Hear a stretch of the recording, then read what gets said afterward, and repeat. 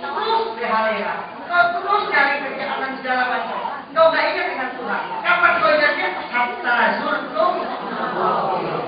Sampai engkau menjadi kurang begitu masuk yang rapat. Nah, tidak lagi begitu.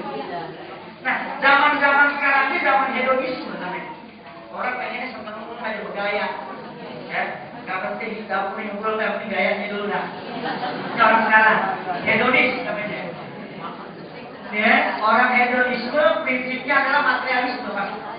Ukurannya materi. Hubungannya dari kenapa, apa dari ambil TV, ya kan? Hubungannya dari ini, apa dari mana itu segala macam. Itu selalu. Pasti merek ini atau situ, itu ada ini. Dan ini hedonisme gaya kayak gitu. Itu menjadi sebuah tren yang sekarang, ya. Trendy. Nah, ketika orang berpikir seperti itu, ini yang Allah umpamakan kita kayak hutan. Kalau paling gampang lihatnya si pagi-pagi aja lihat. Pagi-pagi lihat jalanan segala macam. Orang nyari dulu sampai makan di mobil. Mungkin takut tidak bekerjaan dan segala macam. Maka dia nggak ingat tetangga, dia nggak tahu saudara, nggak tahu ada cerita ini kehidupan dan segala macam yang itu aja. Kalau ketemu kayak gitu tetangga nggak usah katain semut lewat. Kita kata-katain dulu dong, nggak pernah tahu begini, jangan lewat semut lewat. Dia mau terjadikan duit, biarin. Ini gaya hidup yang sudah dipakai oleh masyarakat. Lalu yang kedua, ada surat yang disebut dengan surat laba-laba. Al-Ankabut. Apa filosofi laba-laba? Laba-laba ini binatang yang paling curang. Paling curang. Dia bikin semua rumah tapi nggak boleh dipakai. Rumahnya buat rangka. Jadi siapapun yang masuk ke rumahnya, apakah itu serangga lain, nyamuk, semua dikatakan. Maka Allah mengutuk seburuk-buruknya rumah, kata Allah, dan juga akan. Seburuk-buruknya rumah adalah rumah sarang laba-laba. Ya? Karena apa? Rumah ini bukan buat kita kayak naik tinggal nanti, tidak. Emang dibuat sarang. Nah, manusia juga ada yang hidup kayak gitu. Dia bisa supaya kita tahan dalam hidup. Itu kalau kasih orang apa? Ini kalau udah pusing banget nih, sama saya kan hadiah, selalu ambil ini. Tidak bisa hidup kalau hasil ini. Makanya ada 3 anak, 3 keluarga. Ketika diajak makan, yang pertama dari golongan mampu. Begitu bapaknya ajak makan, dia ngomong bapaknya, "Mbak, kalau hari ini kita bisa makan di sini, besok makan di mana ya?" Itu banyak. Makan di Bogor boleh, makan di Bekasian, mau makan di Jakarta boleh.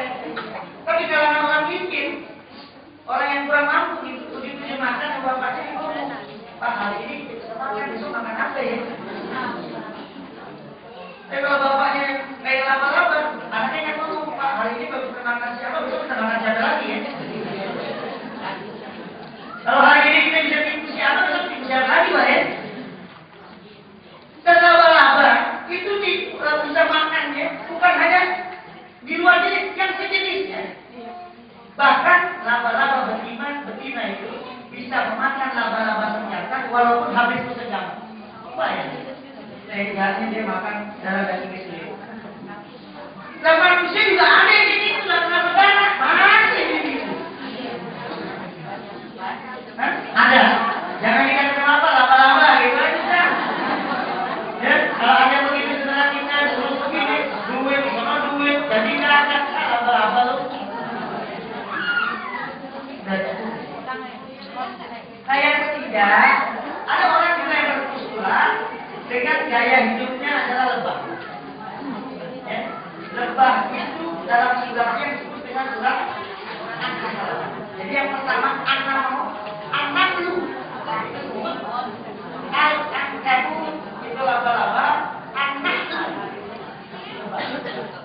Apa lebah itu? Lebah adalah serangga yang diciptakan Allah mempunyai insting yang begitu tinggi.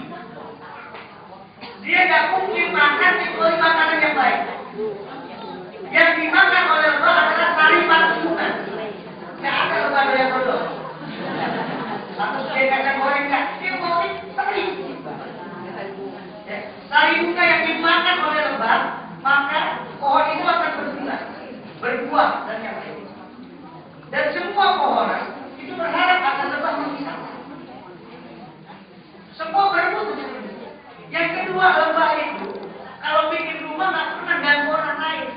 Jadi Allah yang tiga di atas harus atas paling atas, jadi nggak ganggu. Kalau bahasa kita nggak ganggu PSB, nggak pinggir kali, ya kayak ini. Tidak ada ganggu orang. Karena yang makan di makanan yang baik menghasilkan juga yang baik. Ya, kan satu-satunya kotoran. Iya, satu-satunya kotoran yang direbutin oleh manusia dan bisa menjadi obat adalah madu. Tadi ada kotoran yang direbutin itu. Tapi yang jelas satu-satunya kotoran karena dia berbuat yang baik, dia melakukan yang terbaik, maka keluar bilang. Jadi ketika kita melakukan yang baik, otomatis akan keluar hasilnya.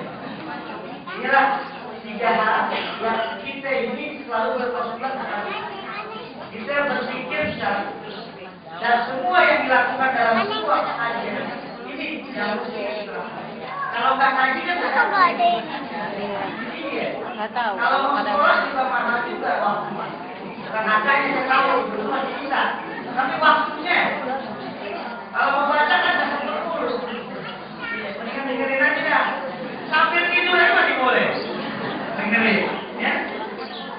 Surat kipas tidur, itu nggak apa-apa bisa dengerin yang penting. Ya, yang penting ini yang nah, karena Nabi mengatakan kun aliman, au kun aliman, au sedangkan au ulibat pada nasab bisa dibacakan. Jadi orang itu yang pertama alim itu ilmius, ilmu tinggi, berpikiran cerdas dan lainnya. Lalu lagi omongannya bagus, itu katanya baik, mimpinya itu bagus. Jadi orang yang begitu jadi kuat pasti jadi raja. Artinya terlambat juga di depan. Dia duluan di depan, dia terlambat di depan, dia mau pulang di depan. Udah itu berkata paling gede lagi. Karena ini jadi Tuhan. Ya, dari mana-mana. Jadi ilmu itu kata-katanya air saya tidur. Lamnya rapi. Mirnya pun raja. Jadi pasti dihormati. Dan Allah tegaskan dalam firman-Nya, yang panggil lahul ladina amanu minkum walladzina utul ilma darajat. Jadi kalau percaya itu jelas bagi kita raja, harta kata, acara maulid datang duluan orang kata itu bulan maulid duluan datangnya. Begitu kita datang belakangan itu belakangan dengan berkat doang. Kan ada benernya, ya. Udah itu kita belum katanya orang bersopan segala macam, bakal ada segala macam dari mati gitu. Coba kalau berilmu, yang alim, yang kaya, begitu satu lagi sehat. Orang itu dioperasi habis dilihat, habis ditahan, dia itu masuk angin ya. Udah nggak ada, udah jelek-jelek coba. Jadi bagaimana kita melakukan itu dengan janji Allah yang tadi saya berikan. Jadi kun alimah, kita alimah, kita mau belajar. Ya, kita mau belajar yang menjadi sebuah kekurangan secara apakah itu secara formal maupun non formal. Ya. Lalu yang ketiga, ustadzah. Nah ini ustadzah juga senang juga kita. Cuma memang kebanyakan yang ngaji buku ini yang kebanyakan salahnya memberikan tausiah kepada yang lain. Berapa banyak orang ketika dia nggak belajar kitab, dia nyampein dari gurunya setengah ini salah. baru itu banyak betul. Ya. Beberapa paham saya nggak bilang paham apa aja segala macam. Nanti jadi bahas dulu. Ini pasti baru sama ini. Kamu diajarin seperti itu. Katakan kalau kata Imam Syafi'i, al ilmu soyidun wal kitabatu koyidun koyid suyuda kafir dibale wasito paminal hama kopi antasida wadalatan watan tuhan mereka terlarang itu harus ilmu itu binatang duluan dan tulis itu salah yang tulis koyid suyuda ikat duluan kamu dibale wasito dengan tali yang kuat. Paminal hama kopi antasida wadalatan kalau tinggal dengan kebanyakan rumah kita. Jangan kan besok-besok kita udah ngomong apa tadi? Aku lupa ketawa aja deh mungkin.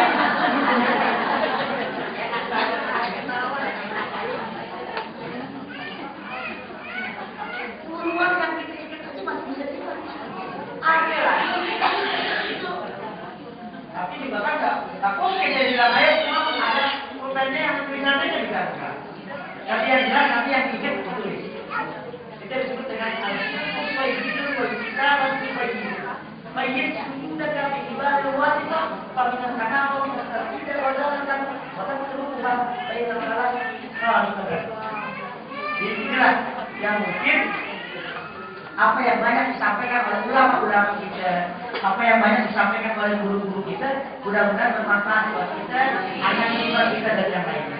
Jadi yang dapat kami sampaikan.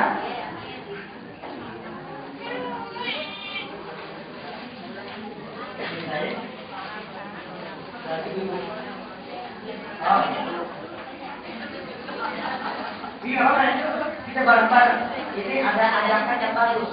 Ya. Ajakan bagus. Kita tolong sebelum salah kita amal buat sekolah. Yang lain mau kita pakai. Tapi berarti kalau masukkan. Itu aja. Karena kata Allah begini. Ada satu ayat Allah yang mengatakan. Nastana lubirro hatta tuntiku mimma tuhibbun. Ya. Nanti dulu. Satu jangan dibagi. Kalau dibagi merah dikit dapat. Ini kita mau ngomongin dulu. Lalu itu hapus dari ya. A, la, izan, K. A, la, izan, K. Kalau ibu-ibu bawa kita mau mencari kata-kata walam naruh angkar Yahudi walam nakal hatta terjadi amina tahu. Itu artinya nggak mungkin orang Yahudi itu hidup masuk agama kita juga kita masuk agama dia. Allah katakan lantana lubir rohan takut diumim masuk itu. Jadi tidak mungkin kita mendapatkan semua kebaikan yang sempurna sebelum kita berani menafkahkan rezeki yang kita cintai. Konsepnya harus beda. Sedekah itu bukan dari yang kaya kepada yang miskin. Sedekah itu bukan dari yang mampu kepada yang tidak mampu. Tapi sesungguhnya sedekah itu dari yang mau kepada yang membutuhkan. Sekaya apapun kita kalau seperti tahu ngerti. Yang bilang geser hijau dan yang lainnya nggak ada yang keluar. Jasiran itu. Kasihan juga jasiran dua orang jasiran masih pelitnya. Nggak juga sama lagi jasiran gitu. Nah, yang kedua, biasanya konsep sedekah itu tidak ada terdiri oleh tiga. Orang sedekah itu ada inabah, ijabah, irodah. Ini yang muncul sedekah. Ada inabah, ada kita minta kepada Allah, gitu ya. Ada irodah kita, ada keinginan kita, ya. Ada permintaan kita. Apa yang kita minta? Ini yang mesti diiringi. Jangan konsepnya salah. Lo bagi itu cuma makanan itu cuma daripada bagi. Ya, bagi itu saya tetangga daripada bagi. Kalau kasih itu salungnya, udah robek. Kenapa yang dipakai itu jasnya? Kita seorang.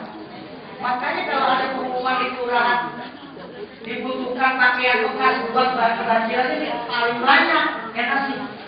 Coba tanya sesuatu, kenapa yang ngasih pakaian ini daripada yang bikin malu? Karena konsep sedekahnya. Ya sayang, benar. Ya, saya enggak. Kita kasih orang, tapi gantinya daripada lemari kita tumpuk, nggak jelas. Kita kasih orang daripada makanan itu basi di rumah kita. Kita kasih orang karena kita nggak demen lagi. Kan perkara kita demen atau tidak demen kan sesuai nurani kita. Ini gue masih doyan, tapi gue lebih bagus itu gue kasih kepada orang lain.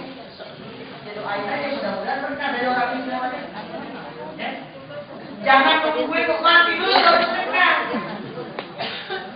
Kan ada Allah bilang, wa anfiqu mimma razaqnakum min qabli ayat yang ahadakum wal maut. Fa yaqula rabbi laula akhartani ila ajalin qarib fa asaddaqa wa aqum minas. Ini ayat disebut dengan ayat taman, ayat pura-pura.